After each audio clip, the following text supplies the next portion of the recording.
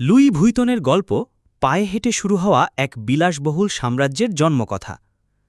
১৮২১ সালের ফ্রান্সের ছোট্ট একটি গ্রাম অ্যাংকেতে জন্ম নেন লুই ভুইতন। তার পরিবার ছিল দরিদ্র।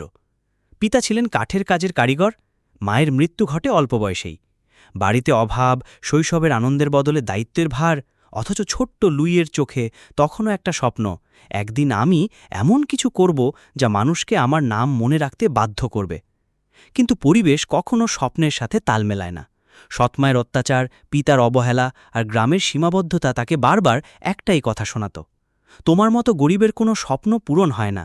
কিন্তু লুই বিশ্বাস করত, স্বপ্ন কেবল অর্থবানদের সম্পত্তি নয়। মাত্র ১৩ বছর বয়সে লুই সিদ্ধান্ত নিল, সে নিজের ভাগ্য গড়বে।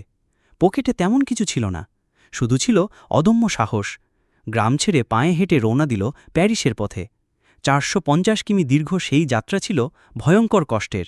রাত কাটত খোলা আকাশের নিচে, কখনো পথে কাঠের কাজ করত, কখনো জুতো পলিশ করে খাবারের টাকা জোটাত। এটাই ছিল তার প্রথম পাঠ। স্বপ্নের পথে শর্টকাট নেই, হাঁটতে হবে, লড়তে হবে, থামা যাবে না। প্যারিসে পৌঁছে লুই একটি ওয়ার্কশপে কাজ পায়। সেই সময় ট্রেন আর জাহাজে ভ্রমণের চল বাড়ছিল। অভিজাতরা ব্যবহার করত ভারী কাঠের ট্রাঙ্ক।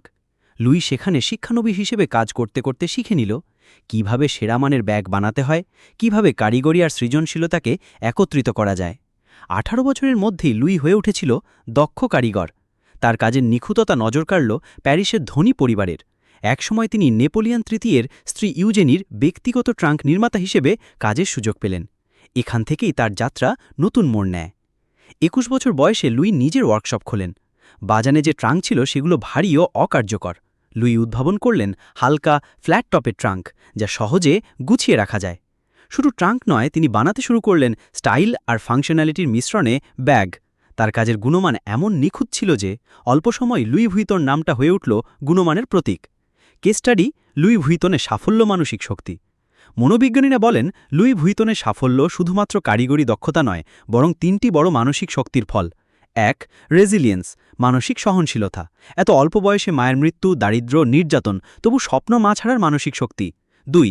ডিলেড গ্র্যাটিফিকেশন, ধৈর্য। ছোটখাটো কাজ করে বছরের পর বছর শিখেছেন, কিন্তু দ্রুত সাফল্যের পিছনে ছোটেননি। ৩.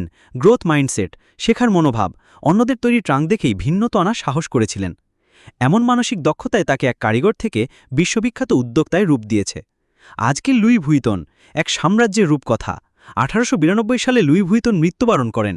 তার ব্র্যান্ড আজ ফরাসি বহুজাতিক প্রতিষ্ঠান LVMH-এর অন্তর্গত।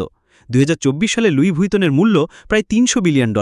ব্যাগ, ফ্যাশন, গয়না, ঘড়ি, সব ক্ষেত্রেই লুই ভুইতন বিলাসিতা ও উৎকর্ষের প্রতীক। কিন্তু এর পেছনে আছে সেই ১৩ বছরের কিশোরের ৪৫০ কিমির পায়ে হেঁটে যাত্রা, অভুক্ত রাত, অবহেলার তিরস্কার আর অদম্য বিশ্বাস। মনস্তাত্ত্বিক শিক্ষা: লুই ভুইতনের গল্প আমাদের কি শেখায়? ১. শুরুটা যত ছোটই হোক, শেষটা বিশাল হতে পারে। ২. কঠিন শৈশব কখনো ভবিষ্যৎকে ধ্বংস করে না, বরং শক্ত করে। ৩. নতুন ধারণা আর সৃজনশীলতাই প্রকৃত সম্পদ। ৪.